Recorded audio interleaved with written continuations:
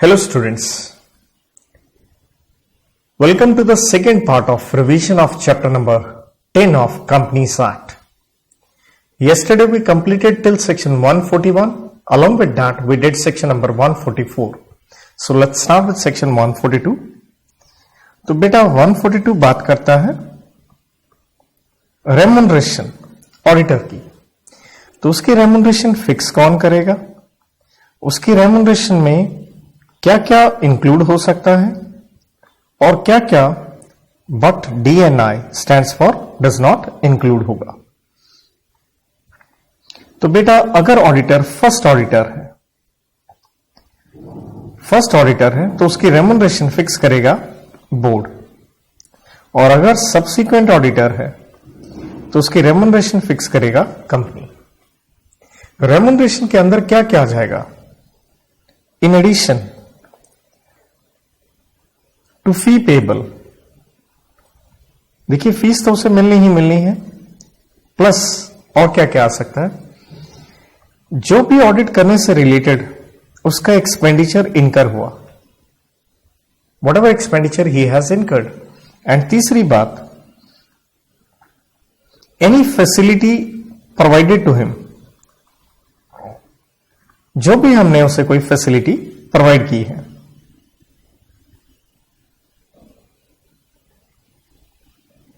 But does not include, कोई भी उसने सर्विस रेंडर करी है, any other service on request by company, तो कंपनी की रिक्वेस्ट पे कोई और सर्विस दी है तो उसे हम रेम्यूनरेशन का हिस्सा नहीं मानेंगे, जो उसके लिए आपको पैसा मिल रहा है। 143 हमारा सबसे इंपॉर्टेंट सेक्शन है बेटा आज के लिए, उसे हम एंड में ले लेते हैं क्योंकि बड़ा सेक्शन है, तो उससे पहले हम छोटे छोटे सेक्शंस की बात कर लेते हैं। 144 we have already done.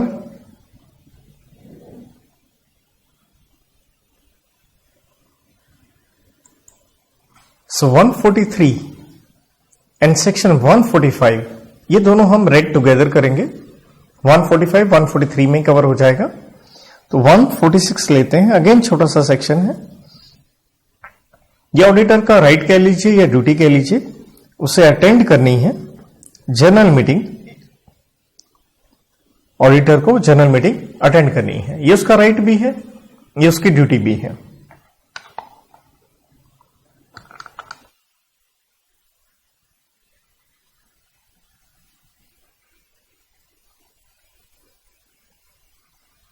तो जनरल मीटिंग के लिए आपको मालूम है 101 में नोटिस दिया जाता है। मैंने कोड की दी थी मैडली में एक काम था, ऑडिटर को भी नोटिस मिलता है, तो इसलिए राइट है उसे क्या मिले, नोटिस मिले, जो 101 में हम पढ़ के आए हैं। और नोटिस के साथ जो भी एक्सप्लेनेटरी स्टेटमेंट वगैरह लगती हैं, सब कुछ उसे 102 में जो हमने पढ़ा उसे मिलना चाहिए। प्लस हमने ये भी पढ़ा था 136 में जब सर्कुलेट होती हैं फाइनेंशियल स्टेटमेंट्स, तो वो भी ऑडिटर को दी जाती हैं। और साथ में जब हम ऑडिटर की रिमूवल पढ़ रहे थे सेक्शन 140 में स्पेशल नोटिस वाला, तो हमने कहा था उसे राइट टू बी हर्ड भी है, उसे बोलने का भी हक है, और उस समय तो है ही है क्योंकि उसका रिमूवल हो रहा है। लेकिन यहां 146 कहता है उसको बोलने का हक है on any part of business, किसी भी बिजनेस का ऐसा हिस्सा जो उससे रिलेटेड हो, कंसर्निंग हिम एज ऑडिटर। और ड्यूटी क्या है, वो अटेंड करे खुद सेल्फ, लेकिन अगर नहीं आ सकता है तो वो अपना ऑथराइज्ड एजेंट भेज सकता है, और ये जो ऑथराइज्ड एजेंट होगा ये भी क्वालिफाइड ऑडिटर होना चाहिए, अनलेस कंपनी एग्जाम्स। तो ये भी एक क्वालिफाइड ऑडिटर होना चाहिए, अनलेस अगर कंपनी क्या कर रही है, आपको एग्जाम कर दे कि चलो भैया ना आ पा रहे हो, ना सीए आ रहा है, किसी और को भेज दो। इसके बाद 147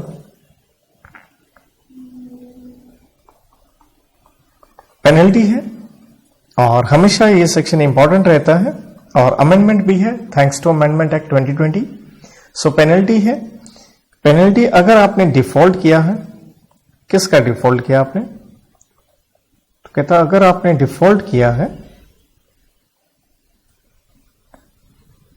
सेक्शन 139 से 146 का एंड सेक्शन नंबर 139, और अमेंडमेंट ये है कि पहले यहां पे सेक्शन 143 भी होता था। 139 के बाद मैं 143 से 145 लिखता था, तो 143 मैंने हटा दिया यहां से। तो ये इन सेक्शनों का आपने डिफॉल्ट किया है। अब इस पे पेनल्टी किसकी है? तो अमेंडमेंट है यहां पे, यहां फाइन है ऑन कंपनी एंड नेचुरल है ओआईडी, ऑफिसर इन डिफॉल्ट, ऑडिटर आएगा भी। तो कंपनी के ऊपर पहले भी यही फाइन था, 25,000 से लेते हुए 5 लाख तक, कोई चेंज नहीं है। ओआईडी पे भी पहले फाइन यही था, 10,000 से लेते हुए 1 लाख। चेंज ये है, पहले जेल होती थी, क्योंकि 2020 अमेंडमेंट एक्ट ने कंपनीज एक्ट को डीक्रिमिनलाइज कर दिया है, तो वो जेलें सारी हटा दी गई हैं। अब ये जो इधर वाला हिस्सा है, ये पेनल्टी किसकी है? ये पेनल्टी है ऑन ऑडिटर। तो ये हमारे लिए मेन हो गया कि ऑडिटर साहब के ऊपर पेनल्टी क्या होगी। तो देखिए मिनिमम उनको जो फाइन देना है ये होगा जी 25,000। जहां तक मैक्सिमम का सवाल है, 2 लिमिट्स हैं, दोनों में से विच एवर इज लेस लेंगे, 5 लाख या 4 गुना जो उन्हें रेमुनरेशन मिली 142 में, 4 टाइम्स रेमुनरेशन, एंड दोनों में से क्या लें? विच एवर इज लेस लेना है। लेकिन अगर इसकी इंटेंट है टू डिसीव,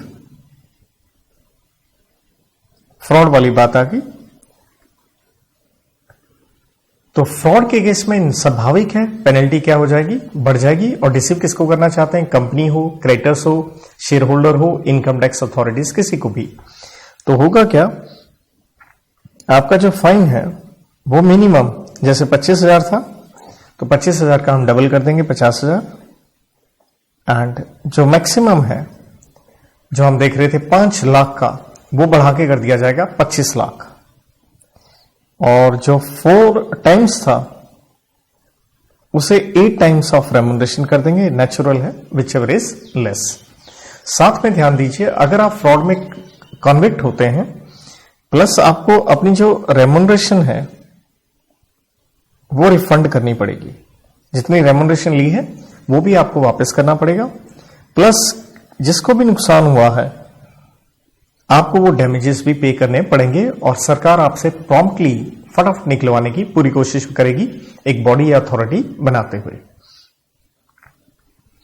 तो इसके बाद पहुंच जाते हैं हम हमारे सेक्शन नंबर 148 पे। तो 148 बात करता है बेटा कॉस्ट ऑडिट की, जो हमने कहा था एक नॉर्मल ऑडिटर, चार्टर्ड अकाउंटेंट नहीं कर सकता। तो 148 कॉस्ट ऑडिट। तो कॉस्ट ऑडिट कौन करेगा? इसकी अपॉइंटमेंट कौन करेगा? तो देखिए कॉस्ट ऑडिट जो करेगा वो करेगा कॉस्ट अकाउंटेंट, और कॉस्ट अकाउंटेंट का मतलब ही है जो इन प्रैक्टिस है, क्योंकि सब सेक्शन 28 में इसकी डेफिनेशन है, जो इन प्रैक्टिस है वही कॉस्ट अकाउंटेंट कॉस्ट ऑडिट कर सकता है, नॉर्मल ऑडिटर नहीं कर सकता। अब जो ऑडिट करेगा इसके अपॉइंटमेंट कौन करेगा, इसकी रेमुनरेशन किस तरह से फिक्स करी जाएगी। तो जैसे हमने 139 में नॉर्मल ऑडिटर पढ़ा, ऑडिट कमेटी है या नहीं, तो बोर्ड की बात थी मेन, तो नेचुरल है यहां बोर्ड करेगा, और ये करेगा विद इन 180 डेज, 180 दिन के अंदर अंदर। कहां से? From the start of financial year से। और ये जो कॉस्ट अकाउंटेंट बना है नेचुरल है, इस कॉस्ट ऑडिट के ऊपर ये अपनी क्या बना के देगा? रिपोर्ट। तो ये अपनी रिपोर्ट बना के देगा, उसके ऊपर जो अभी हम पढ़ेंगे सेक्शन 143 टू अप्लाई, और ये रिपोर्ट किसको देगा? नेचुरल है बोर्ड को देगा, और बोर्ड आगे इसको फॉरवर्ड कर देगी सेंट्रल गवर्नमेंट को। तो कॉस्ट ऑडिट हमें चाहिए कौन सी कंपनीज में? किन कंपनीज में? तो यहां पे कॉस्ट ऑडिट चाहिए होता है स्पेसिफाइड कंपनीज में, जिसको हम दो कैटेगरीज में बांट सकते हैं। स्पेसिफाइड कंपनीज तो बेसिकली मैन्युफैक्चरिंग कंपनीज है, उन्हीं में चाहिए होता। एक है रेगुलेटेड सेक्टर और दूसरा है non regulated sector. Regulated sector के उदाहरण दे जैसे टेलीकम्युनिकेशन, पेट्रोलियम, और नॉन रेगुलेटेड के जैसे सीमेंट, स्टील वगैरह। तो कहता अगर जितना भी सामान आप प्रोड्यूस कर रहे हो, ऑल प्रोडक्ट्स या सर्विसेज कह लीजिए, ऑल प्रोडक्ट से जो आपकी टर्नओवर है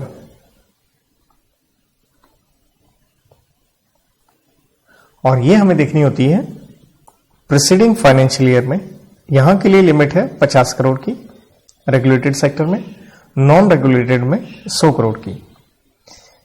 प्लस हमें यह देखना होता है कि जो इंडिविजुअल प्रोडक्ट जिसके लिए क्या करना है, कॉस्ट ऑडिट करना है,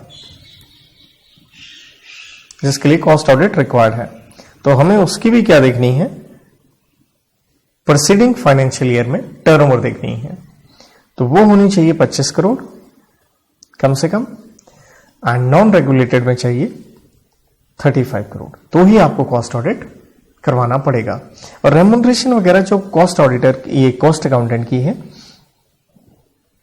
ये रेम्यूनरेशन जो फिक्स करनी है वो एक तरह से 142 आप यूज कर सकते हैं, एक तरह से वही करेगा। या जैसे ऑडिट कमेटी है तो वो रिकमेंड करेगा बोर्ड को, बोर्ड मेंबर्स को करेंगे। ऑडिट कमेटी नहीं है तो स्ट्रेट वे बोर्ड मेंबर्स को रिकमेंड कर देगा, इस ढंग से। तो इसके साथ हम चलते हैं हम अपने सबसे बड़े सेक्शन 143 के ऊपर।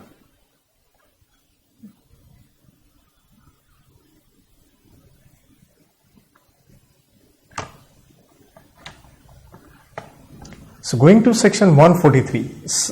तो 143 हमारा सबसे बड़ा कह लीजिए एक सेक्शन है, जिसके अंदर हमें 15 सबसेक्शंस पढ़ने हैं।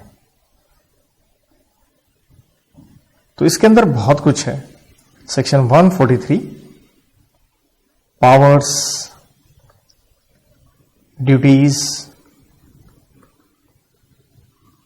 ऑडिटिंग स्टैंडर्ड्स, जिसे हम कह देते हैं अकाउंटिंग नहीं ऑडिटिंग, अकाउंटिंग स्टैंडर्ड्स हम बात कर रहे हैं 133 में। सा की बात है। तो पावर्स, ड्यूटीज, फंक्शन किसके, ऑडिटर के बेटा। तो यहां पे इस सेक्शन को ब्रेक करने के लिए, क्योंकि इसके अगर आपको सब सेक्शन आते हैं तो दैट इज रियली अप्रिशिएबल। तो अगर आप इसको ब्रेक करने का थोड़ा सा तरीका अगर मैनेज कर लें, या स्ट्रेट वे मैं लिख के ही दे देता हूं आपको। देखिए अगर मैं इसके राइट्स की बात करूं, थोड़ा ओवरलैपिंग हो जाती है, राइट में कोई ड्यूटी भी आ जाती है, ड्यूटी में राइट भी आ जाते हैं, वो बता दूं। तो 143 सबसेक्शन 1 के अंदर आते हैं राइट्स मोटे मोटे इसके, और उन राइट्स को याद करने के लिए बिजनेस स्टडीज की तरह है। तो एक मैंने कोड की बनाई है, तो पॉजिटिव नोट पे लीजिएगा। No intent to be defamatory to anyone. तो कोड की बनाई है बाई, क्या हुआ बाई आई। ये आई वाला पॉइंट इंपॉर्टेंट है, क्योंकि इसके अंदर कई सब पॉइंट्स हैं। बाई आई कैसे आई, लिपस्टिक लगा के, यूं कह लीजिए लिपस्टी। तो इस कोड की बना दी ताकि सारे पॉइंट्स पॉजिटिव वे में जल्दी से आपको याद हो जाए। तो बी से है, उसके राइट्स हैं। तो जो बुक्स ऑफ अकाउंट्स जिसके ऊपर हम पढ़ के आए 128 के अंदर, तो जो भी है बुक्स ऑफ अकाउंट्स, तो वो तो ऑडिटर को मिलने ही मिलने चाहिए। साथ में किसके, एसोसिएट कंपनी के, सब्सिडरी के, क्योंकि कंसोलिडेटेड बुक्स आपने बनानी है, चेक करनी है, ऑडिट करनी है। तो इन बुक्स का उसको क्या मिलना चाहिए, एक्सेस, चाहे वो रजिस्टर्ड ऑफिस में या कहीं और रखी हुई है। 128 में पढ़ा था हमने। और उससे रिलेटेड वो कोई भी अगर इंफॉर्मेशन मांगता है तो आप उसे क्या कीजिए, प्रोवाइड कीजिए। आई से है वो इंक्वायरी कर सकता है। किस चीज की इंक्वायरी, आगे फर्दर कोड की जाती है LIPST की। एल से उसे देखना है क्या जो लोन्स एंड एडवांसेस जो कंपनी ने दे रखे हैं वो सिक्योर्ड है या नहीं, टर्म्स उनकी सही है या नहीं, कहीं वो प्रेजुडिशियल तो नहीं है कंपनी के लिए। आई से अगर आप इन्वेस्टमेंट कंपनी है, रादर नेगेटिव वे में लेके चलेंगे, इन्वेस्टमेंट कंपनी अगर आप नहीं है लेकिन आपने क्या किया हुआ है, सिक्योरिटीज में पैसा लगा रखा है, शेयरों में पैसा लगा रखा है, तो कहीं ऐसा तो नहीं है कि वो आपने बेच दी हो less than cost price. Thereafter per se related कहीं ऐसा तो नहीं है कि आपने पर्सनल एक्सपेंसेस रेवेन्यू में डाल दिए हो। एंड एस से रिलेटेड कि अगर आपने शेयर्स अलॉट किए हैं कैश में, क्या कैश वाकई में आया नहीं, आए या नहीं, उसको करेक्टली हमने बुक्स में शो किया या नहीं। कहीं टी से ट्रांजैक्शंस कहीं मेयरली सिर्फ कहीं ऐसा तो नहीं है बाय बुक्स एंट्री आप दिखा रहे हो और कुछ है ही नहीं, बस एक एंट्रियां दिखा रहे हो, असल में कोई ट्रांजैक्शन है ही नहीं, तो ये उसके राइट्स हैं इससे रिलेटेड। आगे बढ़ें तो नेचुरल है, उसकी ड्यूटीज के ऊपर हम काफी चीजें बात करेंगे, सब सेक्शन 2, 3, 4 यूं कह लीजिए। ड्यूटीज में 2, 3, 4 ये सीधे सीधे सब सेक्शन हम ले सकते हैं। प्लस अगर ड्यूटीज में लेके चलो, उसको फ्रॉड के ऊपर एक रिपोर्टिंग करनी होती है, उसे भी हम ड्यूटी लेके चल सकते हैं, तो उसकी भी बात करेंगे। या साथ में लिख लीजिए कि उसे एक रिपोर्ट बनानी पड़ती है फ्रॉड के ऊपर, और ये सबसे इंपॉर्टेंट सब सेक्शन है 12, फिर 13 एंड 14 भी आता है इसमें। एंड चलिए तो सबसे पहले बात करते हैं सब सेक्शन 1 में, सॉरी सब सेक्शन 2 में उसकी ड्यूटीज क्या क्या है। तो यहां पे उसकी ड्यूटी है टू मेक रिपोर्ट, नेचुरल है, ऑडिटर है, ऑडिट रिपोर्ट बनाएगा, तभी 134 में फाइनेंशियल स्टेटमेंट उसके साथ लग के साइन होंगी, और रिपोर्ट बनाएगा, और ये रिपोर्ट बन के कहां पेश होगी, लेड बिफोर, ये पेश की जाती है कहां, जनरल मीटिंग के अंदर, या यूं कह लीजिए एनुअल जनरल मीटिंग के अंदर। और रिपोर्ट में उसे देखना है accounting standards of auditing comply हुए या नहीं, बुक्स ट्रू या फेयर है या नहीं, सब कुछ। एंड सब सेक्शन 3 के अंदर क्या करनी है, डिस्क्लोजर्स, उसे देखना है कि ये ऑडिट रिपोर्ट के अंदर AR लिख रहा हूं कि ये पक्का डिस्क्लोजर्स हों। तो ये कई डिस्क्लोजर है, इसके लिए भी एक कोड की इस्तेमाल कर देता हूं। इंजीनियर, ER इंजीनियर है, तो उसका दिमाग तेज होना चाहिए, लेकिन हमारी कोड की रिवर्स है, इंजीनियर है, बैड IQ का है, IQ लेवल उसका कमजोर है। ओ ये O के अंदर से दरअसल उसकी PDF फाइल दिमाग की गलत हुई पड़ी है, इंजीनियर बैड IQ का O PDF। तो ई से है कि जो भी उसे एक्सप्लेनेशन वगैरह अपनी रिपोर्ट बनाने के लिए इंफॉर्मेशन रिक्वायर्ड थी वो मिली या नहीं, ऑब्टेन्ड और नॉट, तो ये उसे मेंशन करना है। आर से रिटर्न्स, कहां से, ब्रांच से, क्योंकि उसे बनानी है प्रॉपर बुक्स। तो हमने 128 में पढ़ा था कि ब्रांच को पीरियोडिकल रिटर्न्स अपने हेड ऑफिस को देनी है, तो वो मिली या नहीं ये लिखेंगे आप। बी से ब्रांच का ऑडिट, तो देखिए ब्रांच ऑडिट के ऊपर भी एक रिपोर्ट आपको बनानी होती है, और इसके ऊपर एक एक्सक्लूसिव सेक्शन आ जाता है 143(8). तो 143(8) इसके ऊपर अलग से आ जाता है, तो इसकी बात हम थोड़ी बाद में करेंगे, लेकिन उसे अपनी रिपोर्ट में लिखना है क्या ब्रांच का ऑडिट हुआ या नहीं। देन ए से रिलेटेड क्या अकाउंटिंग स्टैंडर्ड कंप्लाई हुए या नहीं। एंड डी से रिलेटेड कहीं कोई डायरेक्टर डिस्क्वालिफाइड तो नहीं है, डायरेक्टर की डिस्क्वालिफिकेशन आती है सेक्शन 164 में, तो आपने ये लिख के बताना है। एंड आई से है क्या कंपनी में internal financial control system follow हो रहा है या नहीं, एडिक्वेट है या नहीं। बट ये IFSC नहीं चाहिए होता उस प्राइवेट कंपनी में जो OPC हो, स्मॉल हो, या फिर जिसकी टर्नओवर 50 करोड़ से कम हो, एंड उसके साथ साथ उसकी बोरिंग्स भी 25 करोड़ से कम होनी चाहिए, उनके लिए IFSC जरूरत नहीं है। देन क्या उससे रिलेटेड सबसे इंपॉर्टेंट पॉइंट आ जाता है, कहीं आपकी रिपोर्ट क्वालिफाइड तो नहीं है, क्वालिफिकेशन तो नहीं डाली आपने, कोई एडवर्स रिमार्क्स तो नहीं डाले आपने, कोई रिपोर्ट में कोई रिजर्वेशन तो नहीं रखा आपने, तो ये सब आपने लिख के देना है। एंड ओ से रिलेटेड आपने रिपोर्ट में बताना है आपकी ऑब्जर्वेशन कह लीजिए या कमेंट्स कह लीजिए फाइनेंशियल स्टेटमेंट के ऊपर। अगला ओ से आ जाता है अदर मैटर्स, तो नेचुरल है, ये रूल से बता रहा हूं मैं, एज मे प्रिस्क्राइब। तो पी से है पेंडिंग, जो लिटिगेशन चल रहे हैं, केसेस चल रहे हैं, तो उनके बारे में आप अपनी रिपोर्ट में लिखिए। एंड डी से रिलेटेड 125 में पढ़ा था इन्वेस्टर एजुकेशन प्रोटेक्शन फंड में पैसा चला जाता है 7 साल के बाद डिविडेंड वगैरह, तो कहीं डिले तो नहीं है IE investor education and protection fund में ट्रांसफर करने में। एंड एफ से रिलेटेड है कहीं लॉन्ग टर्म में आपको कोई लॉसेस तो नहीं दिख रहे हैं, foreseeable losses in long term contract. और एक चीज कहीं 2016 में नोटबंदी हुई थी, तो उसके बारे में भी बात की गई है, बट उसका आज के दिन तो कोई रेलिवेंस नहीं है। तो ये हो गया जी आपका सबसेक्शन नंबर 3। बढ़ते हैं सबसेक्शन नंबर 4 की तरफ। तो सबसेक्शन नंबर 4, तो सबसेक्शन 4 कहता है अगर ऑडिट रिपोर्ट में कोई मैटर, जो अभी हम लिख रहे थे कि आपने क्वालिफाइड नेगेटिव तो नहीं किया, तो अगर ऑडिट में कोई भी आपने चीज कोई नेगेटिव या क्वालिफाइड रिपोर्ट दे दी है, तो आपको साथ में अपनी रिपोर्ट में उसके कारण भी बताने पड़ेंगे। इसके बाद उसकी ड्यूटीज आती थी आपके फ्रॉड के ऊपर, and that is very very important.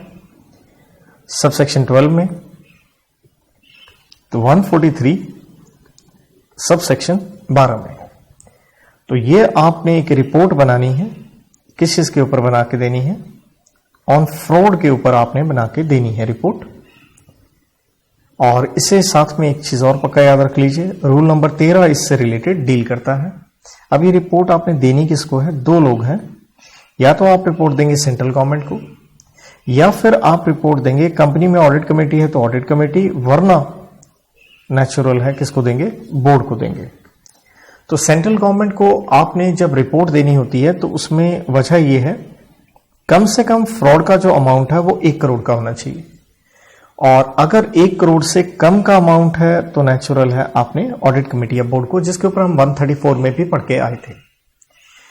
तो आप चाहे सेंट्रल गवर्नमेंट को दे रहे हैं रिपोर्ट, लेकिन यहां पे भी फर्स्टली पहले दरअसल आपको अपनी ये रिपोर्ट देनी पड़ती है सेम ऑडिट कमेटी या बोर्ड को।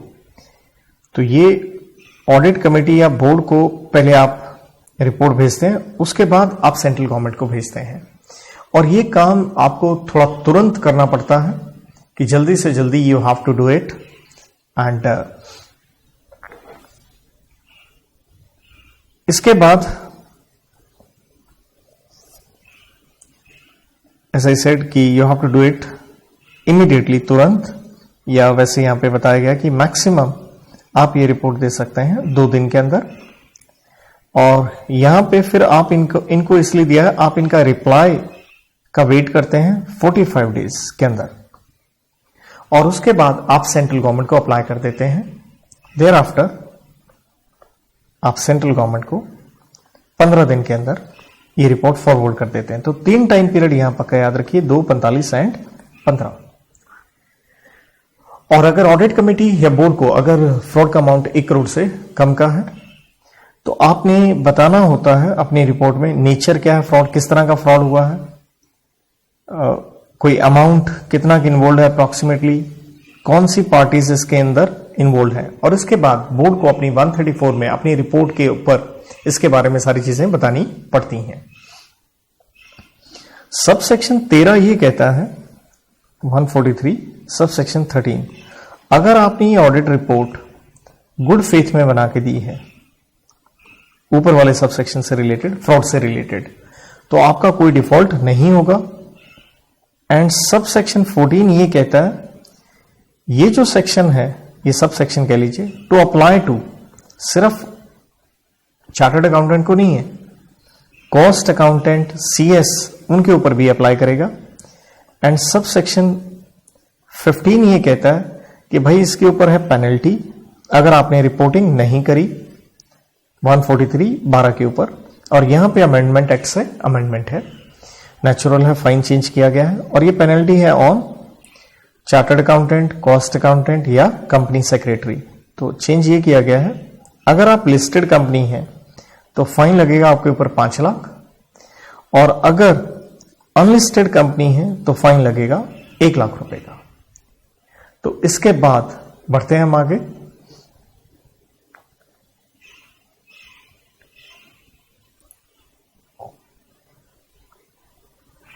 तो देयर आफ्टर गवर्नमेंट कंपनी से रिलेटेड हमारे सब सेक्शन आ जाते हैं 5, 6, 7। तो गवर्नमेंट कंपनी सब सेक्शन 5 से रिलेट 7 तक। तो यहां पे 143 सब सेक्शन 5 कहता है अगर गवर्नमेंट कंपनी है तो अकाउंट्स कैसे बनेंगे, जो कंट्रोलर ऑडिटर जनरल ने जिस तरह से बताया। और आपने ऑडिट रिपोर्ट बना के किसको देनी है, CAG को ही देनी है।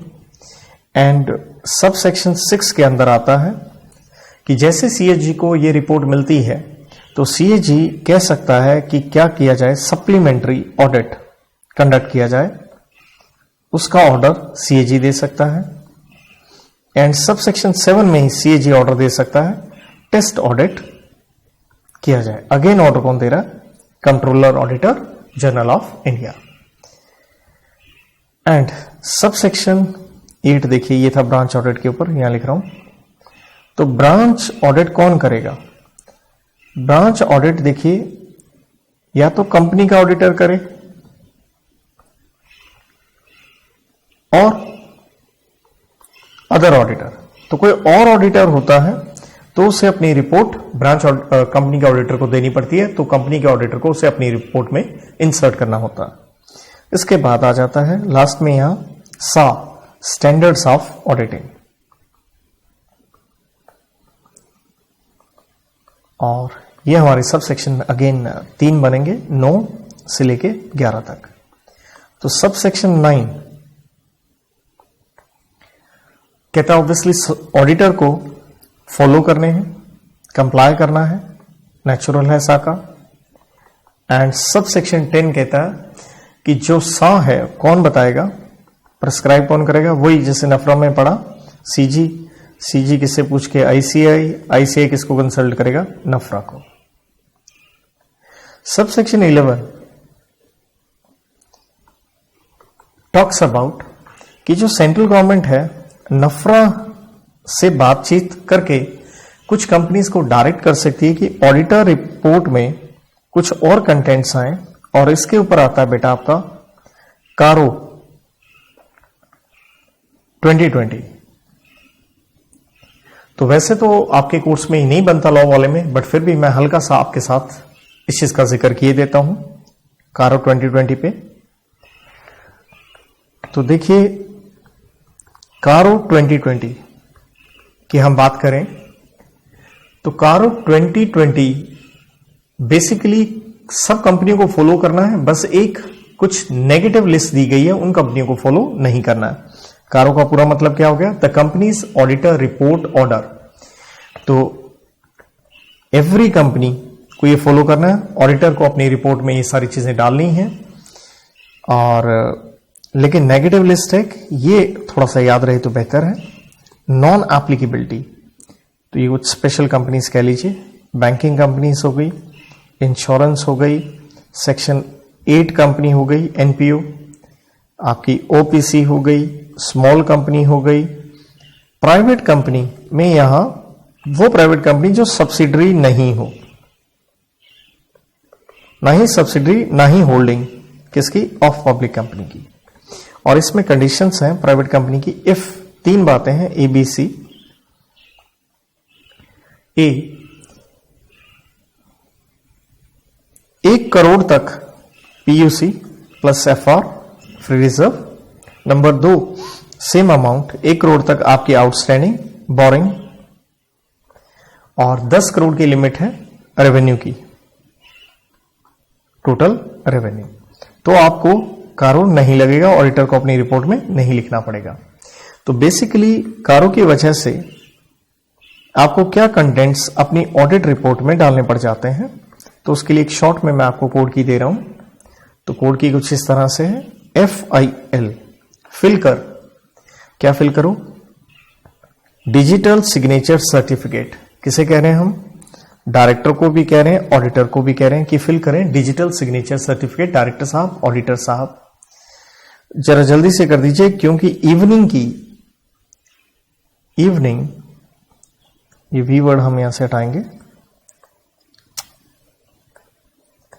इवनिंग की फ्लाइट है और वो फ्लाइट हमें क्या करनी है, कैच करनी है। और फ्लाइट अभी कंफर्म नहीं है, तो हमें उसका क्या देखना है, PNR नंबर देखना है, यूं कह लीजिए। और PNR नंबर देखेंगे तभी तो वो C से क्या हो पाएगी, कंफर्म। तो कोड की यूं है, फिल कर डिजिटल सिग्नेचर सर्टिफिकेट, डायरेक्टर साहब, ऑडिटर साहब, इवनिंग की फ्लाइट है, कैच करनी है, PNR नंबर देखना है और उसके बाद स्टेटस कंफर्म हो जाएगा। तो F से है आपके फिक्स एसेट्स के ऊपर, I से नेचुरल है, सबसे इंपॉर्टेंट पॉइंट आ जाता है इन्वेंट्री, स्टॉक, और वर्किंग कैपिटल जो लोन्स हैं वो वगैरह काफी कुछ यहां देखना पड़ता है। ये आ गया LIG, loan investment guarantee, section 186 basically कहें। डिपॉजिट्स जो आप पढ़ाए हैं 73 से 76A में, चैप्टर 5 में। देन एम्प्लॉइज के क्या होते हैं, स्टैट्यूटरी ड्यूज, ये प्रोविडेंट फंड, बोनस वगैरह। देन 148 में हमने आज ही देखा कॉस्ट रिकॉर्ड्स। डी से हमें देखना है कहीं डिफॉल्ट तो नहीं हुआ ये बोरिंग वगैरह में। एंड ए से ऑडिटर साहब से रिलेटेड है, तो ऑडिटर साहब के कुछ पॉइंट यहां बनाए जा सकते हैं। उनका इंटरनल ऑडिट ये पढ़ा 138 में। रेजिग्नेशन आपने कहां पढ़ी, 140 में पढ़ी। और कहीं उनकी रिपोर्ट वो क्वालिफाइड है तो वो नेगेटिव है, तो रीजंस वगैरह जो अभी हम 143 में देख के आए हैं।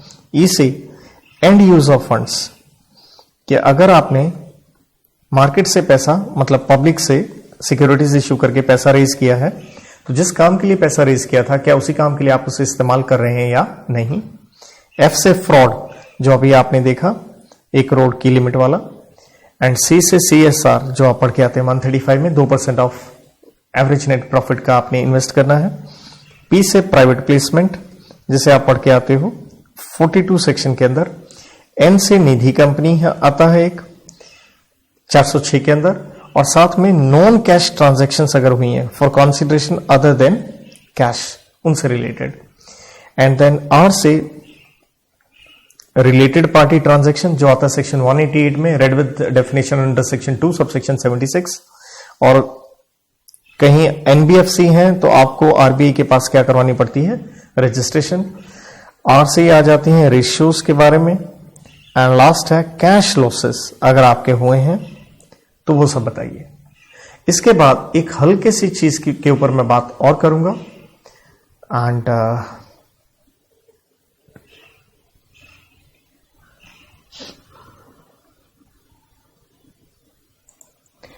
तो ये है आपका ऑडिट कमेटी के ऊपर, जिसका हल्का सा जिक्र हमने किया था। ऑडिट कमेटी सेक्शन नंबर 177 में, क्योंकि बार बार ऑडिट कमेटी वर्ड आया है। तो ऑडिट कमेटी किन कंपनियों में आपको बनानी पड़ती है, एप्लीकेबिलिटी। तो एप्लीकेबिलिटी में मेन है आपका लिस्टेड कंपनी, और अनलिस्टेड अगर आप कंपनी है तो उसमें कंडीशंस आ जाती हैं कि या तो आपकी पेड अप कैपिटल, या फिर आपकी टर्नओवर, या फिर आपका DDL, दिल वाले दुल्हनिया ले जाएंगे नहीं है, डिपॉजिट्स, डिबेंचर्स, लोन का अमाउंट। पेड अप कैपिटल के लिए लिमिट है 10 करोड़ की, टर्नओवर हमेशा ज्यादा होती है 100 करोड़, DDL 50 करोड़ की लिमिट है।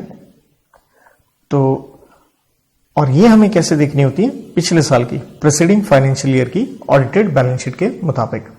लेकिन अनलिस्टेड कंपनियों में भी नॉन एप्लीकेबिलिटी होती है कि नहीं लगेगा इफ अगर ये अनलिस्टेड पब्लिक कंपनी क्या है, ज्वाइंट वेंचर है, या फिर वॉस है, होली ओन्ड सब्सिडरी है, या फिर ये क्या है, एक डोरमेंट कंपनी है।